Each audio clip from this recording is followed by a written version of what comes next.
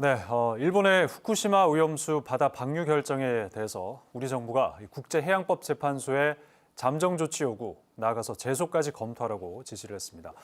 이 잠정 조치라는 게 재판소의 최종 판단 때까지 일본이 방류를 하지 못하도록 하는 일종의 가처분 신청인데요. 이 잠정 조치를 포함한 제소까지 과연 재판의 실효성이 있는지 국제해양법 전문가이신 해양대 이윤철 부총장과 함께 자세히 짚어보겠습니다. 네, 부총장님 어서 오십시오. 반갑습니다. 네, 안녕하십니까. 자, 오늘 정의용 외교부 장관이 일본 정부의 정보 공개가 불충분할 경우에 국제해양재판소에 해양법재판소에 제소를 하겠다 이렇게 밝혔는데 그에 앞서서 문재인 대통령은 잠정 조치를 포함해서 제소를 검토하라 이렇게 지시를 했습니다. 이 잠정 조치가 어떤 건지 어떤 절차를 밟게 되는 건지 먼저 설명을 좀 해주시죠. 네.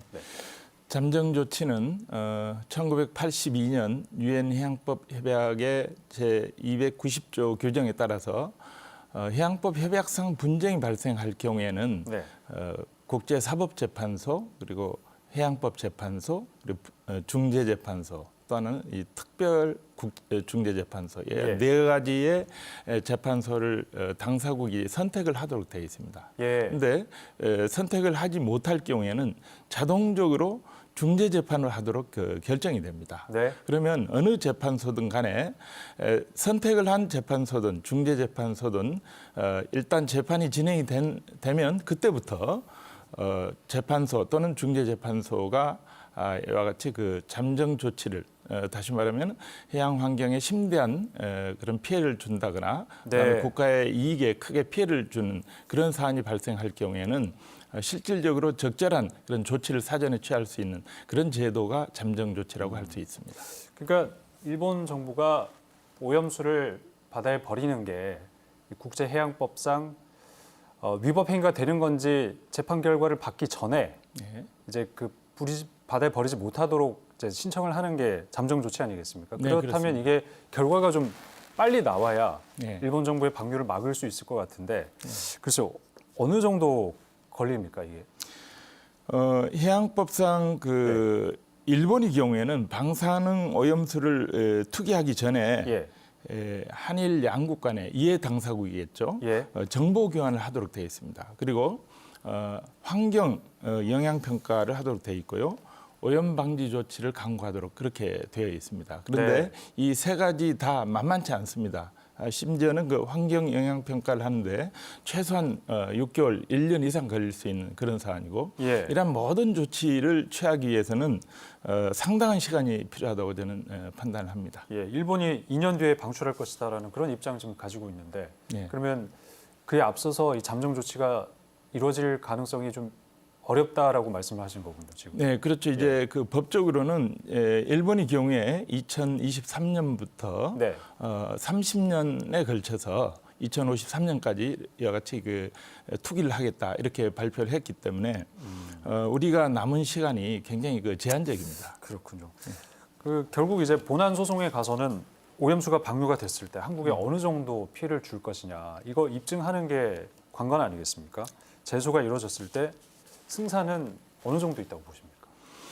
일단은 국제 재판의 경우에는 국내 재판하고 달리 단심제입니다. 그러니까 2심, 3심이었고 단심제이기 때문에 최종적이고 전국적이다 이렇게 얘기를 합니다. 우리나라의 원자력안전위원회에서 일본 측에 이미 이 방출과 관련된 정보 요청을 했음에도 불구하고 아무런 정보를 아직 전달받고 있지 못합니다. 그러니까 이런 정보가 있어야지만 피해가 어느 정도 된다 하는 것을 우리가 시뮬레이션을 통해서 과학적 연구에 의해서 결과를 확인할 수 있는데 그러한 과학적 연구가 지금 현재로서는 어렵게 돼 있는 그런 상황입니다. 그러면 지금 이 상태로 쭉 흘러간다면 제소를 한다 하더라도 승산이 없을 가능성이 있다라고 볼 수 있겠네요.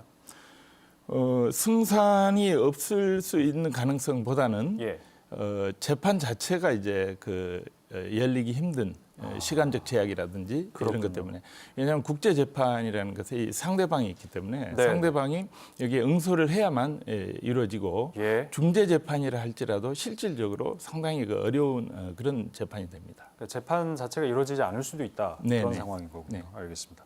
근데 어쨌든 이렇게 우리 정부가 제소를 검토하는 것만으로도 일본 정부에는 좀 압박이 될 수 있지 않냐 이런 또 주장도 있던데요. 여기에 대해서는 어떻게 보고 계십니까? 네, 이미 그 상당한 압박이 저는 될 수 있다고는 봅니다. 네. 2019년에 WTO에서 우리 후쿠시마산 식품에 대해서 우리 수입 규제 조치를 했지 않습니까? 네, 우리 WTO에서는 우리 대한민국을 승소하는 그런 결론이 내려졌고요. 이미. 네. 그래서 이미 일본도 이런 문제, 그 방사능 오염 물질에 대한 그 폐해 이런 거에 대해서 인식을 이미 하고 있습니다. 그렇기 때문에 이 부분에 대해서 상당히 그 일본은 압박을 받을 수 있고 특히 이제 올림픽 개최를 앞두고 있지 않습니까? 그렇죠. 그래서 이 제소뿐만 아니라 국제사회 여론 형성의 문제에 있어서도 상당한 부담과 압박을 가질 수 있다고 생각을 합니다. 예. 근데 만약 이제 재판이 받아들여져서요.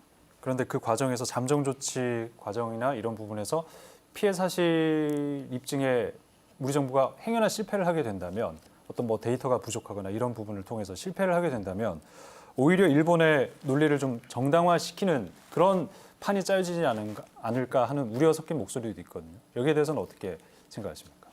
네, 우리 대한민국의 경우에는 우리 방사성 오염물질 오염수 이것은 이제 유엔 해양법 협약 유엔에서 정한 법입니다. 예. 그리고 유엔 산하의 전문기구에서 정한 런던 협약 의정서가 있습니다. 이것은 이러한 폐기물 해양 투기 금지에 관한 협약입니다. 예. 근데 이 두 협약에 따르면 명백하게 우리 해양 투기를 금지하도록 되어 있는 것이 이제 방사성 오염 물질입니다. 네. 그런데 이와 같이 그 피해 사실 입증 여부와 관계없이 일본은 이 두 협약에 대해서 비준 국가입니다. 당사국이죠.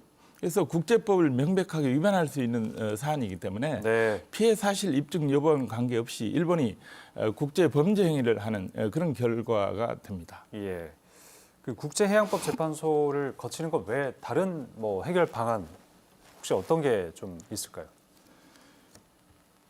국제해양법 이외에도 네. 사실은 이 국제해사기구라고 하는 그 유엔 산하의 전문 기구가 네, 있습니다. 거기에 보면 런던 협약 의정서에 보면 해양 투기를 할 수 있는 품목을 8가지를 제한적으로 열거를 하고 있고 그 외의 품목은 일체 금지하도록 그렇게 되어 있습니다. 그것도 법으로 금지가 된 거죠. 예. 그래서 방사성 오염 물질이 금지 품목으로 명백하게 되어 있습니다. 그래서 우리 바다 분야의 그 최고 전문 기구인 국제해사기구에서의 그 협약 위반도 되기 때문에 실질적으로 일본이 그 운항하는 그런 선박, 일본 국적의 선박에도 상당한 그 경제적 피해를 가져올 수 있다고 판단이 됩니다. 알겠습니다. 결국에는 우리 뭐 대한민국을 포함해서 주변국들의 어떤 국제 연대 이런 것도 중요할 것 같습니다.